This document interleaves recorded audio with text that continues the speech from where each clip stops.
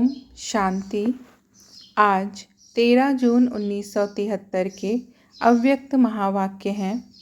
Title है रूहानी योद्धा। अपने को रूहानी सेना के महारथी समझते हो? सेना के महारथी किसको कहा जाता है? उनके लक्षण क्या होते हैं? महारथी अर्थात इस रथ पर सवार अपने को रथी समझें। मुख्य बात है कि अपने को रथी समझकर इस रथ को चलाने वाले अपने को अनुभव करते हो।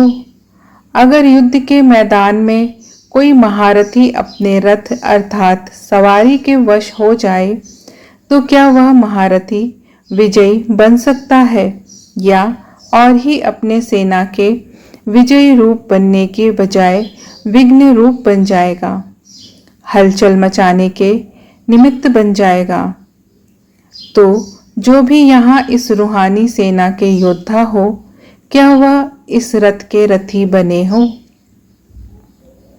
जैसे योद्धे सर्व शक्तियों सर्व वैभवों का किनारा कर युद्ध और विजय इन दो बातों को सिर्फ बुद्धि में रखते हुए अपने लक्ष्य को पूर्ण करने में लगे हुए होते हैं, वैसे ही अपने आप से पूछो कि इन दो बातों का लक्ष्य है या और भी कई बातें स्मृति में रहती हैं।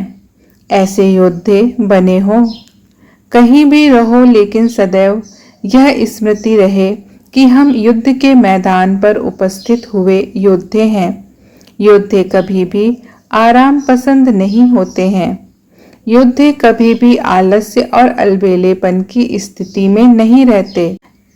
योद्धे कभी भी शस्त्रों के बिना नहीं रहते, सदैव शस्त्रधारी होते हैं। योद्धे कभी भी भय से वशीभूत नहीं होते, निर्भय होते हैं।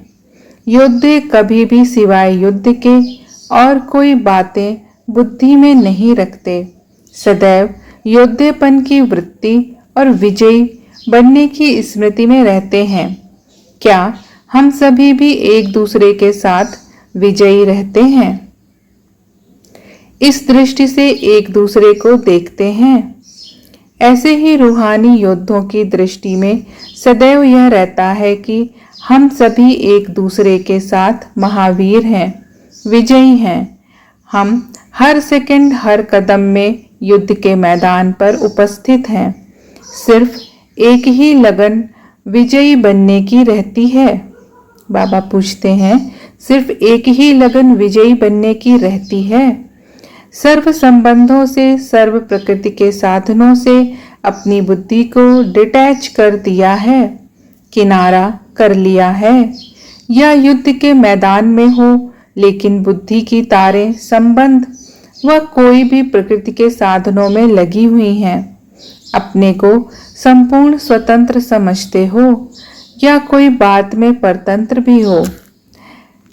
संपूर्ण स्वतंत्र अर्थात जब चाहो इस देह का आधार लो, जब चाहो इस देह के भान से ऐसे न्यारे हो जाओ जो जरा भी यह देह अपनी तरफ खींच ना सके।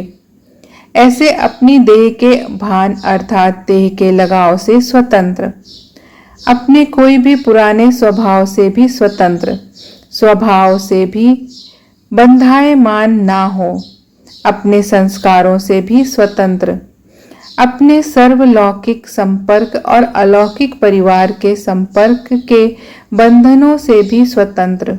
ऐसे स्वतंत्र बने हो। ऐसे को कहा जाता है संपूर्ण स्वतंत्र। ऐसी स्टेज पर पहुँचे हो वह अभी तक एक छोटी सी कर्मेंद्रिय भी अपने बंधन में बांध लेती है। अगर छोटी सी चींटी शेर को अथवा महारथी को हैरान कर दे तो ऐसे महारथी व शेर को क्या कहेंगे?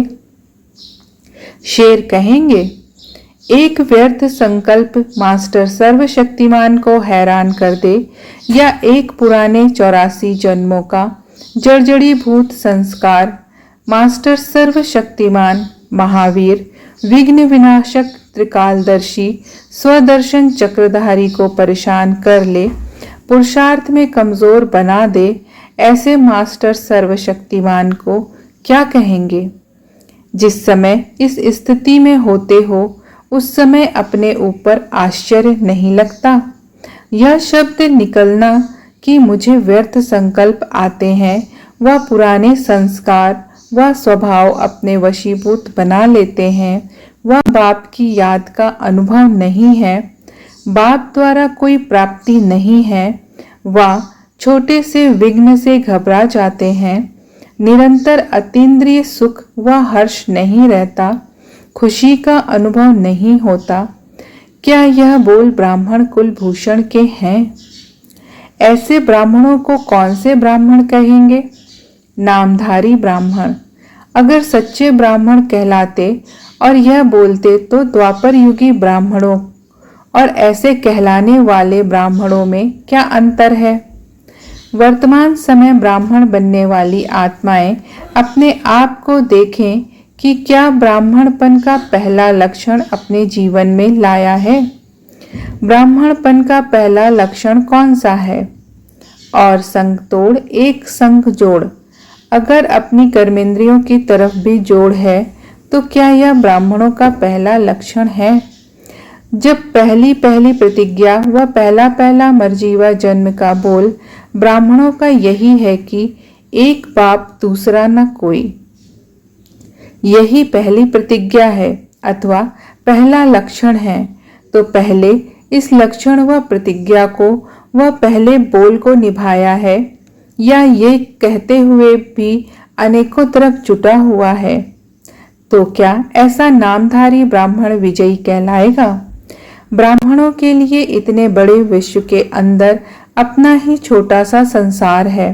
ऐसे छोटे से संसार में हर कार्य करते ऐसे ब्राह्मण विश्व के जिन भी आत्माओं को देखते हैं उनको सिर्फ एक कल्याण की ही भावना से देखते हैं, संबंध और लगाव की भावना से नहीं, लेकिन सिर्फ ईश्वरीय सेवा के भाव से। पांच तत्वों को देखते हुए, प्रकृति को देखते हुए प्रकृति के वश नहीं होंगे, लेकिन प्रकृति को भी सतोप्रधान बनाने के कर्तव्य में स्थित होंगे। जो स्वयं प्रकृति को परिवर्तन करने वाले हैं, क्या वह स्वयं प्रकृति के वश होंगे? जो अभी प्रकृति को वश नहीं कर सकते वह भविष्य में सतोप्रधान प्रकृति के सुख को नहीं पा सकते, तो प्रकृति के वश तो नहीं होते हो। यह तो ऐसे हुआ जैसे कोई डॉक्टर रोगी को बचाने जाए लेकिन स्वयं रोगी बन जाए। कर्तव्य है प्रकृति को परिवर्तन करने का और बजाय प्रकृति के वश हो जाए तो क्या उनको ब्राह्मण कहेंगे? ब्राह्मण तो सभी बने होना। कोई कहेगा क्या कि मैं ब्राह्मण नहीं हूँ? ब्राह्मण बनना अर्थात ऐसे लक्षण धारण करना। तो ऐसे लक्षणधारी हो या नामधारी हो, यह अपने आप से पूछो। ब्राह्मण जन्म की विशेषता क्या है जो और कोई जन्म में नहीं होती?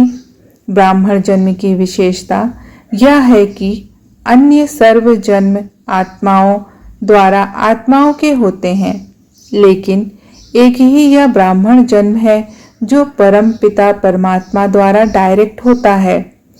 देवता जन्म भी श्रेष्ठ आत्माओं द्वारा ही होता है, परमात्मा द्वारा नहीं। तो ब्राह्मण जन्म की विशेषता जो सारे कल्प के अन्य कोई जन्म में नहीं है, ऐसी विशेषता संपन्न जन्म है, तो उन आत्माओं की भी विशेषता क्या होनी चाहिए? जो बाप के गुण हैं वही ब्राह्मण आत्माओं के गुण होने चाहिए। वह गुण भी इस ब्राह्मण जन्म के सिवाय और कोई जन्म में नहीं आ सकते। जैसे इस ब्राह्मण जीवन में त्रिकालदर्शी त्रिनेत्री ज्ञान स्वरूप बनते हो, वैसे और जन्म में बनेंगे क्या? तो जो सिर्फ ब्राह्मण जीवन के गुण हैं या विशेषताएं हैं, उसको इस ब्राह्मण जीवन में अनुभव ना किया तो फिर कब करेंगे? ब्राह्मण बन और ब्राह्मण जीवन की विशेषता का अनुभव ना किया तो ब्राह्मण बनकर किया क्या?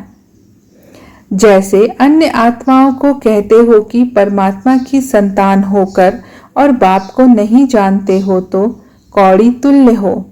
आप ऐसे कहते हो ना सभी को, लेकिन कोई हीरे तुल्य जन्म लेकर भी हीरे समान जीवन नहीं बनाते हैं। हीरा हाथ में मिले और उसको पत्थर समझ उसका मूल्य ना जाने, ऐसे को क्या कहा जाता है? महान समझदार। दूसरा शब्द नहीं तो नहीं बोलना चाहिए। उल्टे रूप के महान समझदार कभी ऐसे तो नहीं बन जाते हो। तो ब्राह्मण जन्म के मूल्य को जानो। साधारण बात नहीं है, बस हम भी ब्राह्मण बन गए। सदैव अपने को चेक करो कि ब्राह्मण जीवन को निभा रहा हूं। अच्छा, ऐसे श्रेष्ठ जन्म, श्रेष्ठ कर्म, श्रेष्ठ जीवन, श्रेष्ठ सेवा में चलने वाली श्रेष्ठ आत्माओं को, विश्व कल्याणकारी आत्माओं को और सर्व बंधनों से संपूर्ण स्वतंत्र आत्माओं को बाप दादा का याद प्यार नमस्ते। ओम शांति।